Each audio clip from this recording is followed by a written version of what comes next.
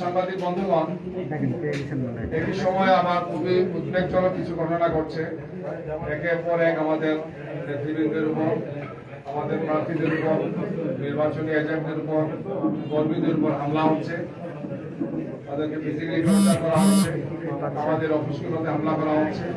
একদম সন্ত্রাসী মনে হচ্ছে যে ভোটের এই পরিবেশকে নষ্ট করার জন্য, শান্তিপূর্ণ সুন্দর পরিবেশকে নষ্ট করে একটি অস্থিতিশীল অবস্থা তৈরি করা এবং জনগণকে সুন্দর শান্তিপূর্ণভাবে যাতে তারা ভোট কেন্দ্রে আসতে না পারে, এই ধরনের একের পর এক ঘটনা তারা ঘটাচ্ছে। গতকালকে রাত্রে ঢাকা ১৫ নম্বর আসনে এই ধরনের ঘটনা ঘটেছে। আমাদের অফিসে হামলা হয়েছে, যে আসলে আমাদের সেখানে প্রতিদ্বন্দ্বিতা করছেন, সেখানে অফিস হামলা হয়েছে, ভাঙচুর হয়েছে, আগুন ধরিয়ে দেওয়া হয়েছে। এই আসনে আগেও ঘটনা ঘটেছে, প্রতিদিনই কিছু না কিছু একটা ঘটছে। গতকালকে আমরা বলেছিলাম যে সেখানে একটা লিফলেটের মতো ছাড়া হয়েছে, যেখানে দেওয়া হচ্ছে যে আপনারা নাকি টাকা বিতরণ করছেন, বিকাশ নাম্বার চাচ্ছি, এই সমস্ত প্রবন্ধ সেখানে ছড়ানো হয়েছে।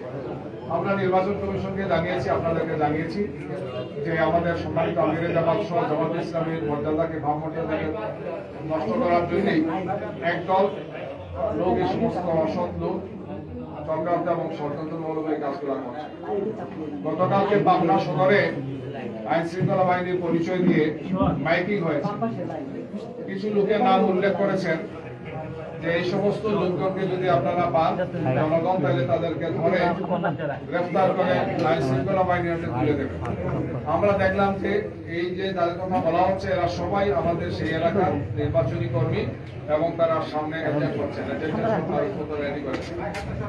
পরবর্তীতে যখন এটা পুলিশের সাথে যোগাযোগ করবো, রিটার্নিং অফিসার যোগাযোগ করবো, তারা বলতে পারলেন না, বললেন আমরা তো জানি না, আমরা আপনাদেরকে জানাবো। রাতের বেলা তারা কিছু জানাবে। আমরা আমাদের স্থানীয় সংগঠনের মাধ্যমে সেখানে প্রেস ব্রিফিং করেছি এবং এই ধরনের ন্যাক্কারজনক কাজ করে জনগণে একটা আতঙ্ক তৈরি করা, একটা ভিন্ন এবং হীন প্রয়াস আমরা লক্ষ্য করছি। যেখানে সুন্দর শান্তিপূর্ণ পরিবেশ রক্ষা করা প্রশাসনের দায়িত্ব, নির্বাচন কমিশনের দায়িত্ব, সেখানে এই ধরনের ঘটনাগুলো ঘটছে। যাদের ব্যাপারে বলা হয়েছে তাদের কোনো মামলা নাই, ফেসিবাদের সময় তারা বিভিন্ন সময় গ্রেফতার হয়েছেন, মামলা হয়েছে, সব মামলা তারা জামিন পেয়েছেন, মামলা প্রত্যাহার হয়েছে। তারা জামাত ইসলামের সাথে সম্পর্কযুক্ত সবাই এবং জামাতের নেতা বা কর্মী পর্যায়ে তারা আছেন। নির্বাচনী কার্যক্রমে তারা ভূমিকা রাখছেন এবং আগামীকালকে নির্বাচনে তারা অনেকেই এজেন্টের দায়িত্ব পালন করবেন। অর্থাৎ এদেরকে মাঠ থেকে সরিয়ে দেওয়া একটা হীন প্রয়াস আমরা দেখতে পাচ্ছি। আইন শৃঙ্খলা বাহিনীর নামে কারা করছেন আমরা বলেছি তদন্ত করে, রিটার্নিং অফিসার, পুলিশের কর্মকর্তা যারা আছেন, অন্য যারা আইন শৃঙ্খলা বাহিনী যারা আছেন, তারা যাতে এই সমস্ত বিষয় পদক্ষেপ গ্রহণ করেন। এই ঘটনাগুলোকে আবার অনেকেই মিডিয়া আসছে না, কিছু কিছু মিডিয়া আসছে, এটা রহস্যজনক কারণে মিডিয়াতে যেগুলো হয় এগুলোকে আটকে রাখা হচ্ছে। আপনারা এগুলো পেয়েছেন।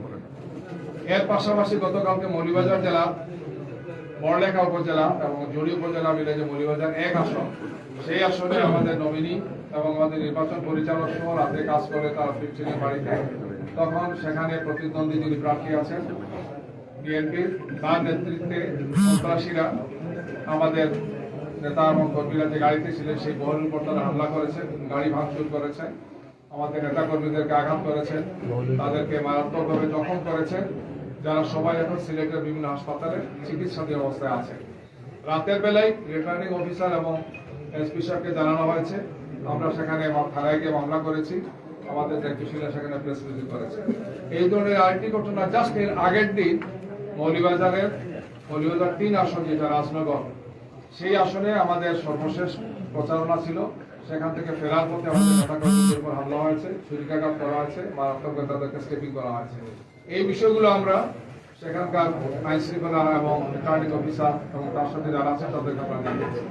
অর্থাৎ রিপিটেডলি এই ধরনের হামলা, এই ধরনের চরমভাবে আক্রমণাত্মক আচরণ একটা দলের পক্ষ থেকে করা হচ্ছে।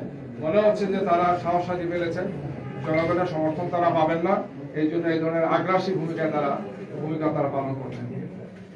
আমরা দেখেছি যে বরগুনাতে একই ঘটনা ঘটেছে, সেখানে আমাদের নেতা কর্মীদের উপর হামলা হয়েছে, আমাদের এজেন্ট এবং নির্বাচনী কাজের সাথে যারা আছেন তাদের উপর তারা হামলা করেছে। কুমিল্লাতে আপনারা জানেন, কুমিল্লা 8 আসন যেটা, যেটা আমাদের 11 দলীয় জোটের একজন প্রার্থী হাসান আব্দুল্লাহ সেখানে আছেন। কুমিল্লা 4 আসন যেটি, সেই আসনের বিএনপির যিনি প্রার্থী আপনারা জানেন, নামও জানেন আপনারা, তিনি মারাত্মক একটা হুমকি দিয়েছেন যে নির্বাচনে ভোট দিতে যারা আসবেন যদি আমাদেরকে না দেন, তাদেরকে যদি না দেন, তার দলকে বা তার প্রতীকে যদি না দেন, তাইলে তাদেরকে মারাত্মকভাবে মানে নাজেহাল করা হবে, ইনসাল্ট করা হবে। কেউ যাতে না আসেন, আসলে তার খবর আছে, ঘর বাড়ি সহ সব পুড়িয়ে দেওয়া হবে। মিডিয়াতে আসছে, যদিও একটা অ্যাকশন তারা নিয়েছেন বাহ্যিকভাবে, কিন্তু এটি সুনির্দিষ্টভাবে একটি ক্রিমিনাল অফেন্স। ভোটের এই সময় এইভাবে প্রতিপক্ষকে হামলা করা হবে, মারা হবে, ঘর বাড়ি জ্বালিয়ে দেওয়া হবে, হুমকি দেওয়া হবে, হত্যার হুমকি দেওয়া হচ্ছে, এটা একটা ক্রিমিনাল অফেন্স। এই কাজ একদম করতে পারেন না। সেখানে জুডিশিয়াল ইনকোয়ারি কমিটি আছেন, সেখানে রিটার্নিং অফিসার আছেন, নির্বাচনী কর্মকর্তারা আছেন। আমাদের জানা মতো এখনো কোনো ব্যবস্থা তারা নেন নাই। সেখানে আপনারা জানেন জিডি হয়েছে, পরবর্তীতে মামলা করেছেন। আমরা এই সমস্ত বিষয়গুলো আপনাদের মাধ্যমে জানাতে চাই যে মনে হচ্ছে যে প্রশাসনের একটা অংশ যে কোনো ভাবে হোক, যে কোনো কারণে হোক, তারা একদিকে হেলে পড়েছেন।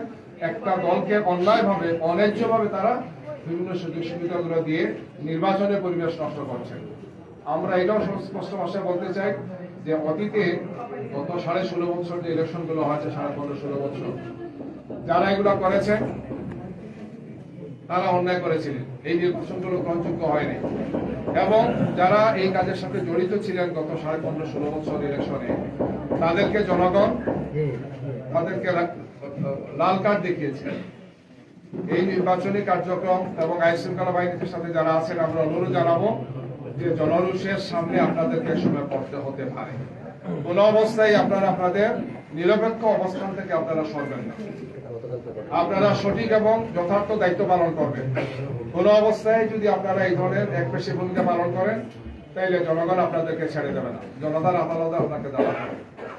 প্রিয় সাংবাদিক বন্ধুগণ, আমি আরেকটি ঘটনা বলতে চাই যে আমাদের একজন দায়িত্বশীল গতকালকে ঢাকা থেকে, আজকে তিনি ঢাকা থেকে গিয়েছেন সৈয়দপুর বিমানবন্দরে, এবং সেখানে আইন শৃঙ্খলা বাহিনী তাকে একটা সাজানো নাটক করেছেন। তিনি তার বক্তব্য স্পষ্ট করেছেন যে আমার ব্যবসায়ের জন্য আমি আসা যাওয়া করি, ব্যাংক বন্ধ, আমাকে কিছু লেনদেন করতে হবে, এই জন্য তার সাথে কিছু নগদ টাকা ছিল। কিন্তু খুবই স্বাভাবিক, একজন মানুষ ব্যবসা করতে পারেন তার পরিবারের প্রয়োজনে বা অন্য প্রয়োজনে তিনি এটা ক্যারি করতে পারেন। এয়ারপোর্টের মতো একটা রেস্ট্রিক্টেড এরিয়াতে, যেখানে খুবই লিমিটেড মানুষের চলাফেরা, সেখানে একটা নাটক সাজানো হয়েছে যে তিনি এই টাকা নিয়ে যাচ্ছেন এবং এটা বিভিন্ন অর্থ করার জন্য বিভিন্ন ধরনের বলা হচ্ছে, নিউজ করা হচ্ছে। ইতিমধ্যে তিনি একজন বয়স্ক লোক, একজন দায়িত্বশীল ব্যক্তি আমাদের, তিনি অসুস্থ হয়ে পড়েছেন মেন্টালি, এই টর্চারের কারণে। তিনি এই মুহূর্তে হাসপাতালে আছেন, রংপুর হাসপাতালে তাকে নেওয়া হচ্ছে। আমরা খুবই দৃঢ়তার সাথে বলতে চাই, বাংলাদেশ জামাত ইসলামী তার নীতি নির্ধারণ, তার কর্মপন্থা, তার কর্মসূচি এবং তার সাংগঠনিক কার্যক্রম পরিচালনা সব সময় স্বচ্ছতা এবং জবাবদিহিতার সাথে আমরা ভূমিকা পালন করে থাকি। জামাত ইসলামী নেতৃবৃন্দকে, জামাত ইসলামীকে বিতর্কিত করার জন্য এই ধরনের অপপ্রয়াস অতীতে হয়েছে। গত 28 তারিখ আমিরে জামাত যখন কুষ্টিয়া থেকে সফর আরম্ভ করে, আপনারা খেয়াল করেছেন, তখন মেহেরপুর জেলা আমিরের গাড়িতে অস্ত্র পাওয়া গিয়েছে, এই মর্মে একটা নিউজ দেওয়া হলো। পরে দেখা গেল 1 ঘন্টার মাথায় সেটা হচ্ছে বাস ছিল, লাঠি ছিল, অথবা এই ধরনের ছিল যেগুলা কাজের জন্য নেওয়া হচ্ছে, অর্থাৎ সেখানে স্টেজের কাজের জন্য নেওয়া হচ্ছে, শাবল নেওয়া হচ্ছে, কুদাল নেওয়া হচ্ছে। 1 ঘন্টার মধ্যে পরবর্তীতে তার গাড়ি দেখা গেল তিনিও গাড়িতে নেই, তার নির্বাচনী কাজে ব্যবহৃত গাড়িতে এই জিনিসগুলো ছিল, কিন্তু বলা হলো যে অস্ত্র তিনি বহন করছেন। এই ধরনের উদ্দেশ্য প্রণোদিত ভাবে কিছু নিউজ তৈরি করে কিছু লোক আইন শৃঙ্খলা বাহিনীর একটা অংশের লোক সাজসে আমাদের ভাব মর্যাদাকে নষ্ট করার জন্য চেষ্টা করা হচ্ছে। অথচ 1 ঘন্টার মধ্যে তাকে ছেড়ে দেওয়া হয়েছে, তাকে বলতে তার গাড়িতে যারা ছিলেন বলা হচ্ছে যেগুলো কিছুই ছিল, এবং সেটাই আসলে বাস্তব ছিল।